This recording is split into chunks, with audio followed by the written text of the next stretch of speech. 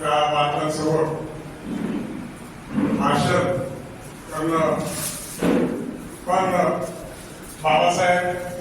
बाबासाहेबांचं कार्य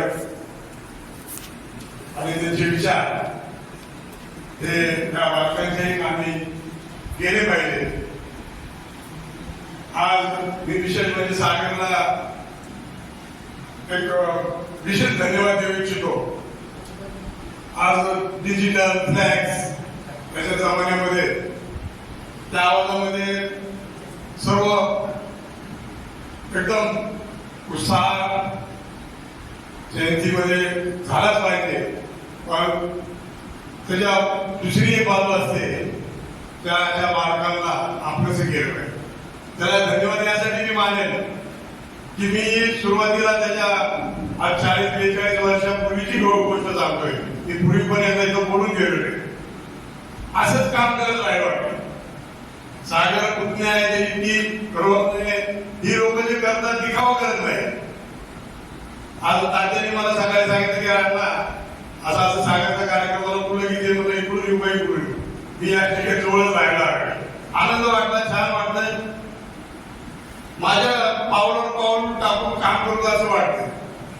छोटे चिडी घेणे, ज्या भागात येऊन वाटणे, काही शाल आणणे, सफरांचे म्हणजे पांघरायला वगैरे असे छोटे कार्यक्रम मी स्वतः करत होतो. त्यांचे वडील तात्या हे आम्ही आमच्या माध्यमातून करत होतो, पण तो पायावर पाय टाकून आता पुढे चाललाय.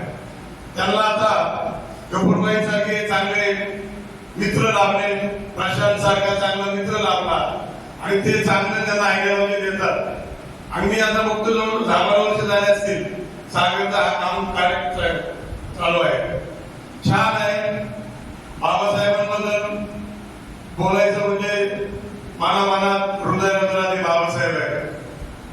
भारताच्या देशाच्या कुठल्याही कानेकोपऱ्यात गेले तर बाबासाहेब हे आपले आराध्य झालेले आहेत.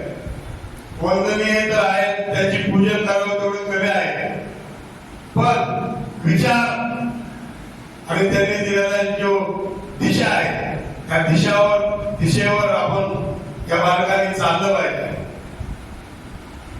मोठं होऊन बाबासाहेबांचे विचार घेऊन शिकून सवरून तुम्ही बालकांनो खूप मोठं झालं पाहिजे.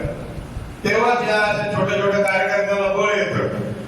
आनंद वाटतो की बाबा आम्ही ज्या ठिकाणी काही भेट देत होतो, वाटप करत होतो, बाबासाहेबांच्या जयंतीनिमित्त, थोर पुरुषांच्या जयंतीनिमित्त, पण त्याचं काहीतरी सार्थक झालं. आज शेजारी जी औद्योगिक शाळा आहे, एक प्रकारे त्या ठिकाणी तुमच्यासारखी बालका असतात, पण तुम्ही या अपंग केंद्रामध्ये शिकाल, मोठे व्हाल, तेव्हा सागर सारख्या कार्यकर्त्यांना, आमच्यासारख्या कार्यकर्त्यांना आनंद होईल.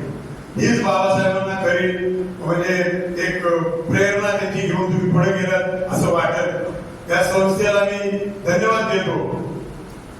महाराष्ट्र शासनाकडून काही मिळत नाही, पण सामाजिक कार्यकर्ते